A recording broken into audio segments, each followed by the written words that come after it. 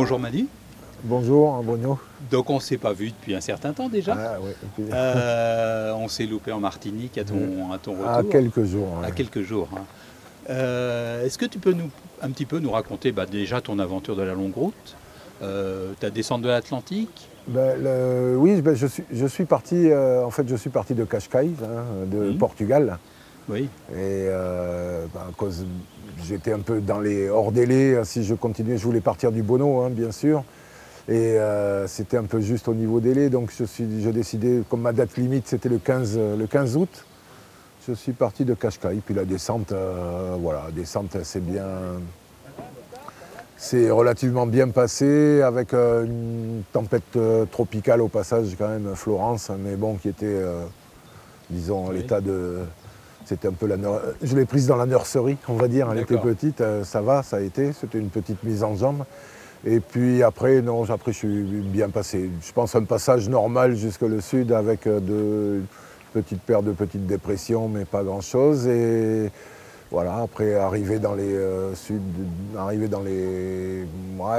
un premier, disons, le petit baptême avec un bon coup d'est quand même. Et puis j'ai eu beaucoup d'est jusqu'au moment où j'ai décidé de descendre, plus dans le sud, pour essayer de sortir de ce courant qui est, quand ça souffle d'est, un courant dominant vraiment. En fait, tu avais l'anticyclone de Sainte-Hélène qui était très était là, qui pompait de l'est et tout ça. Et donc, dans le sud, au moment où j'étais un peu coincé, entre le banc des aiguilles et le côté sud, j'étais déjà dans la limite dite des glaces possibles. Et là, il est arrivé une tempête, baptisée violente tempête, et qui a mal évolué, on va dire, qui est devenue assez énorme, et dans laquelle j'ai cassé mon régulateur. Voilà. Ce qui fait que, évidemment, sans régulateur, c'était difficile. Donc j'ai fait demi-tour jusqu'à Cape Town. D'accord. Et donc cette tempête que tu as appelée, toi, dans le blog, Big Storm. Big Storm. Est-ce que tu peux nous raconter un petit peu comment ça s'est passé? Je crois que tu t'es fait coucher quand même pas mal plusieurs fois. Oui, je me suis fait vraiment coucher deux fois vraiment, vraiment bien. Et, avec toujours ce sentiment un peu étrange quand le bateau est couché, qu'il a le mât dans l'eau. Et la mer était énorme, puisque Safety à Cape Town après m'a dit qu'il y avait des vagues de plus de 15 mètres. C'est leur norme à eux. Donc c'était pas tant à ce niveau-là, c'était pas tant la hauteur des vagues, c'était surtout le rouleau qu'il y avait au-dessus de chaque vague, c'est-à-dire ça déferlait, c'était vraiment très très impressionnant. Et surtout, ça venait de tous les côtés, Selon les zones, il y a eu vraiment des moments, ça pendant une dizaine d'heures, ça a été vraiment, le mot c'est, je sais pas, étonnant, étonnant, je savais pas que ça pouvait exister. Ça a été donc, je suis resté une dizaine d'heures avec l'anémomètre qui allait à plus de 89, D'accord. Et puis après, donc j'ai dû me débrouiller sans régulateur et je suis rentré sur Cape Town avec une autre dépression derrière. Et donc, sans régulateur, ça veut dire à la barre tout le temps? À la barre tout le temps, mais en bricolant quand même. J'arrivais à le faire fonctionner comme ça, par à-coup, en le tenant avec un bout, en redressant un peu, sans trop vouloir forcer, parce qu'il y a des pièces tordues si on les redresse, ça casse. Donc je suis arrivé tant bien que mal, et plutôt je m'en suis pas mal tiré à Cape Town, en bon état. Le bateau tout en bon état, juste le régulateur. J'ai pas eu d'eau dedans, tout était fixé, vissé. Donc en revanche, très très très satisfait de la préparation du bateau. Ça, vraiment, je suis. Et tu avais installé une barre intérieure? Et j'avais installé une barre intérieure, effectivement. Donc ça m'a permis, pendant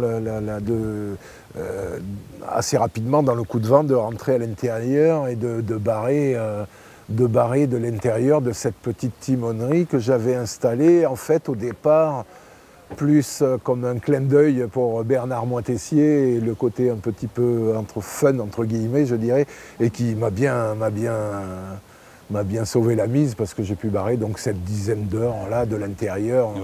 tant bien que mal, pour gérer un peu le bateau, de ce que je pouvais faire, et de l'intérieur dès que j'ai pu rentrer, et ça a été vraiment d'un confort. Donc ce petit truc un peu gadget entre guillemets, que je pensais juste comme un petit clin d'œil, m'a bien sauvé la mise. Ouais, merci Bernard Moitessier. Et voilà, tu disais hier que justement que barrer avec cette barre intérieure, tu t'étais rappelé un petit peu de la façon dont Bernard... Complètement, parce que ça m'était jamais arrivé de barrer mon bateau avec une petite barre à roue et de l'intérieur. Et c'est sûr qu'à un moment donné, comme ça force, je me suis complètement souvenu d'un des passages du Cap Horn à la voile, où il explique justement à Françoise comment barrer, il faut lâcher la barre. Et c'est exactement ça, quoi. C'est-à-dire, je tiens la barre, ça force, le bateau part en travers, on lâche, brrr, elle tourne dans un sens, elle retourne dans l'autre, elle revient, on la reprend. Mais c'est exactement ça, le mode d'emploi était dans je ne sais plus quelle page de ce bouquin-là, et ça m'est vraiment revenu, et c'est vraiment exactement ça. J'ai vraiment retrouvé un petit peu de confort avec ça. Le mode d'emploi était dans le Cap Horn à la voile. D'accord, fabuleux.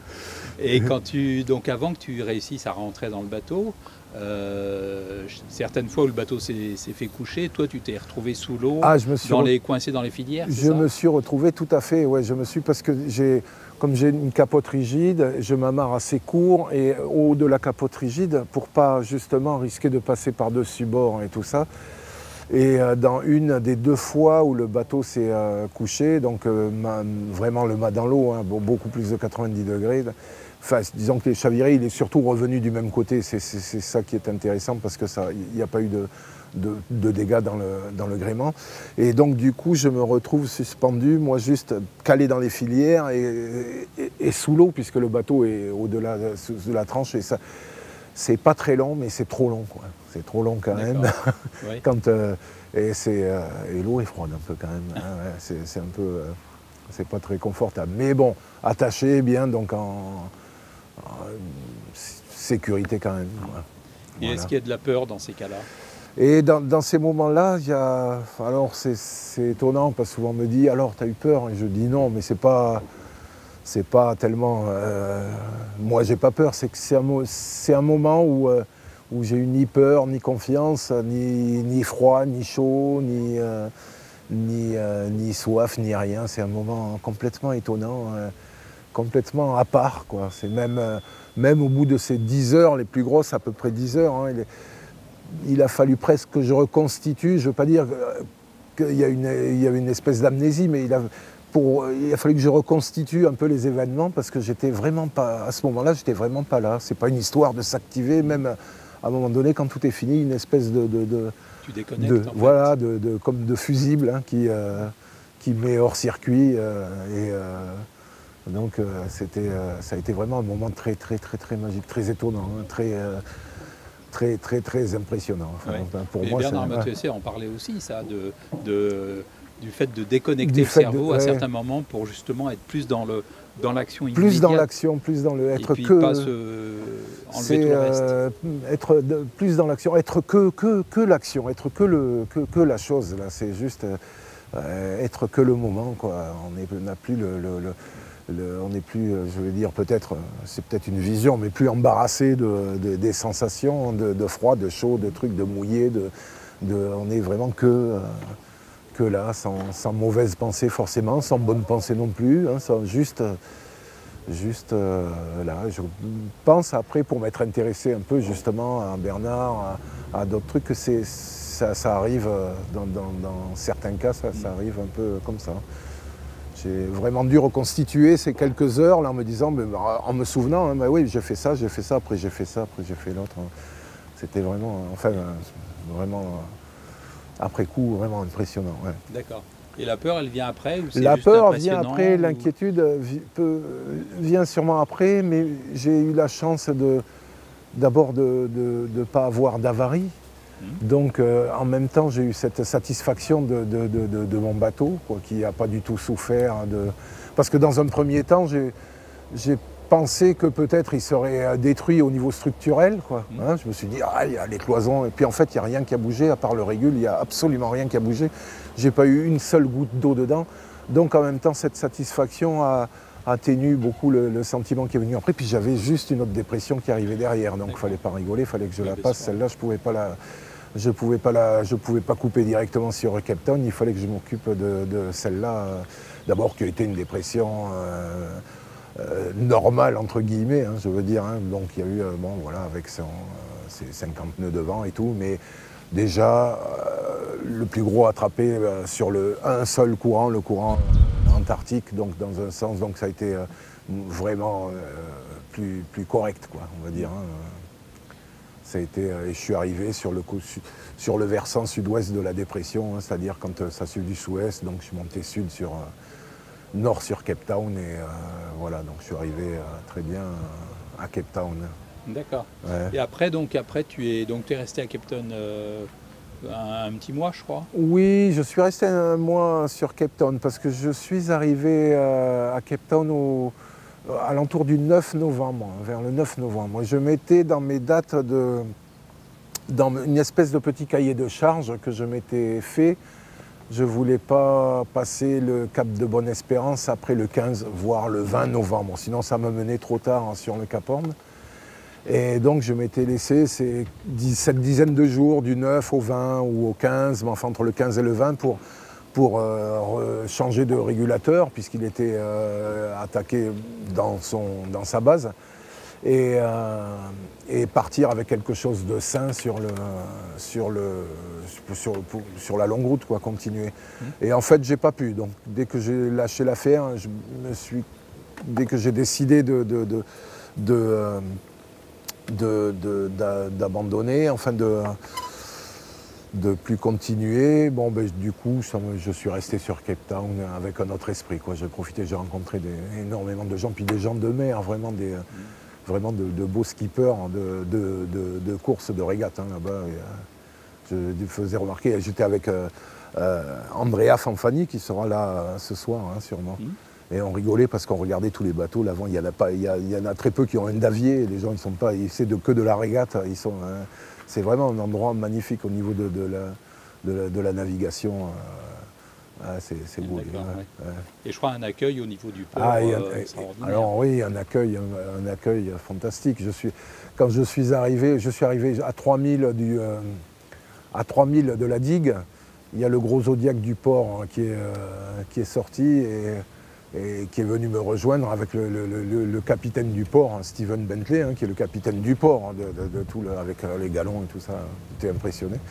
Qui est venu, qui est monté à bord, qui a pris la barre, qui a rentré le bateau au port en me disant c'est bon, tout ça, qui m'a donné toutes les dernières infos. Je suis arrivé, j'étais invité, une semaine invité au port, ils m'ont pris mes voiles, ils m'ont réparé mes voiles. Enfin vraiment un accueil somptueux. Après, ils nous ont amenés avec Andrea visiter et tout. C'était vraiment un bel accueil, un bel esprit de gens de mer, hein, on peut dire.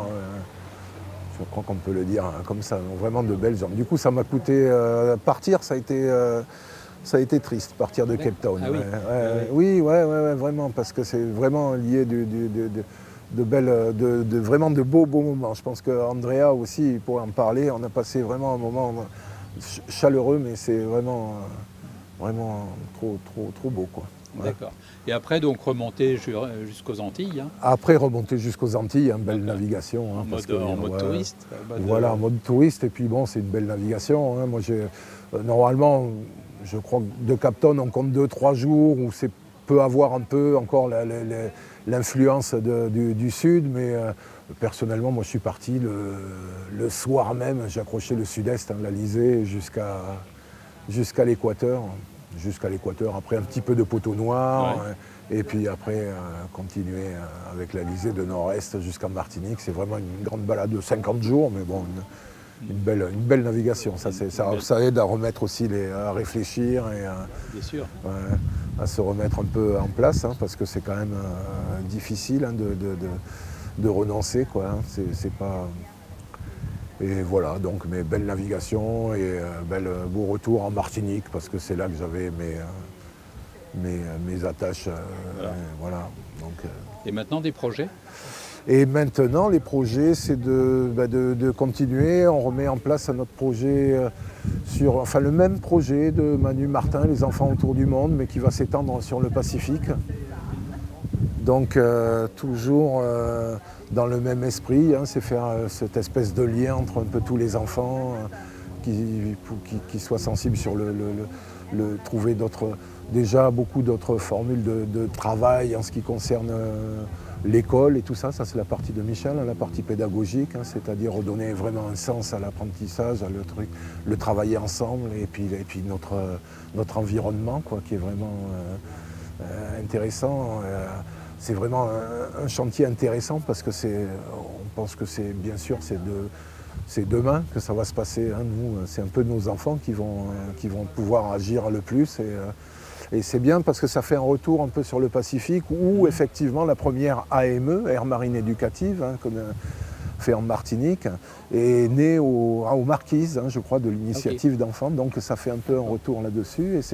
Et c'est donc ce mélange de l'AME, de Martin autour du monde, et c'est continuer à faire bouillir un peu cette marmite là qui est bien, je crois qu'il motive un peu les plus jeunes, les petits. Je pense qu'ils sont très motivés. Moi, je les ai vus un petit peu. Ils sont très motivés. Ouais. C'est vrai que ça les intéresse, ça fait un projet pédagogique complet. Oui, ça fait un projet pédagogique vraiment complet où il y a tout dedans pour travailler. La phrase des enfants, c'est « Ah ben quand on fait ça, on ne travaille pas », alors qu'en fait, ils n'ont jamais autant travaillé que là. Quoi. Quand je suis arrivé à Cape Town, c'est eux qui m'ont envoyé en me disant « Bon ben alors tu verras, le capitaine Bentley, la monnaie c'est le rand, alors un rand ça vaut 0,6 €, enfin je ne me rappelle plus, donc avec 10 € tu auras tel truc ». Enfin, et c'est bien parce je pense qu'il y a un sentiment de prendre soin de moi, eux, et puis donc ça c'est le résultat de recherche, de travail, il y a des mathématiques, il y a des trucs, il y a de la géo, il y a de tout, quoi. Non, c'est bien, les enfants étaient vraiment très... Ils n'ont pas été trop déçus que tu abandonnes? Non, je crois que non, c'était une des questions que je me posais, mais en même temps, c'est intéressant aussi parce que le renoncement, ça fait partie du projet. Bien sûr. Et je crois que c'est quelque chose qu'il faut toujours envisager et qui est un acte qui fait partie du projet. C'est-à-dire à un moment donné, si on ne sait pas renoncer, je ne sais pas si on peut faire bien sûr beaucoup de choses, mais à ce moment-là, on les fait hors... Non, je crois qu'il faut savoir renoncer. Et le renoncement, c'est quelque chose qui est intéressant, justement, de parler avec les plus petits, les enfants. Il faut apprendre, il faut savoir renoncer. Il ne faut pas rester faut pas être dans le... C'est facile, peut-être plus facile de faire des choses de barjot. Hein. On peut sauter du pont, voir comment on arrivera. C'est celui qui se fera le moins de mal, mais enfin, c'est pas terrible. Hein. Donc je crois il faut apprendre à rebondir. Quoi. Voilà. Oui, en revanche, je crois que c'est un tout. Il faut apprendre à rebondir. Il faut toujours avoir, je crois, les projets. Quoi. Je crois que les projets sont peut-être jamais trop focalisés sur un seul projet qui pourrait manger toute notre énergie et laisser un gros vide derrière. Hein. Je pense que c'est...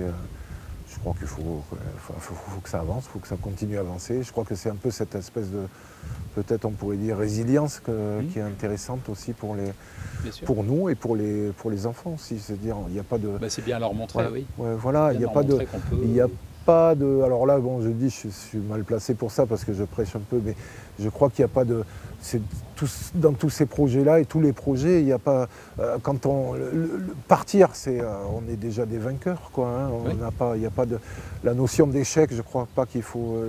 de toute façon, c'est une phrase qu'on reprend beaucoup avec les enfants. C'est la seule notion d'échec qu'il puisse y avoir, c'est de ne pas essayer. Donc après le reste, voilà, on fait avec, on fait plein de choses. Il y en a qui marchent, il y en a qui marchent différemment, il y en a qui ne marchent pas. Voilà, il faut savoir renoncer quand il faut le faire. Ma foi, c'est pas jamais facile, hein, c'est jamais facile. Bien sûr, bien sûr. Mais rien n'est facile. Hein. Monter un gros projet, c'est pas facile non plus. Donc voilà. Mais on a droit à tout. Voilà. D'accord. Ok, merci Manu. Merci à toi Bruno. Et puis passe le bonjour aux enfants quand tu les reverras. Oui, voilà, le mardi on est là-bas, mardi je suis avec les enfants. Je leur passerai le bonjour.